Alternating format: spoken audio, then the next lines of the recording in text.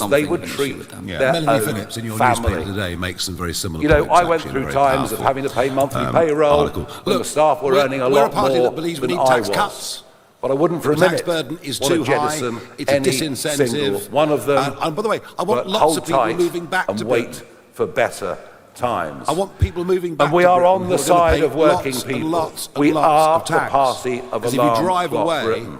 the And we want wealthiest, people you drive who are away out the there highest working taxpayers, to be which genuinely means a better off potentially higher working tax than burden they are for everything on a else. whole I think range what we've shown of you, benefits. I believe what we And it's tried to perhaps show on benefits you as much as over anything the course else of the last few that I was weeks keen to do this speech is that we fully today. understand There seem to that have we can't been even talk about several tax cuts misunderstandings until we get our spiralling as debt to where problem reform stands in this country on benefits, under as if control. we are the party that will Equally, throw around there the needs to be a money big change of culture as well like when it comes confetti. to work,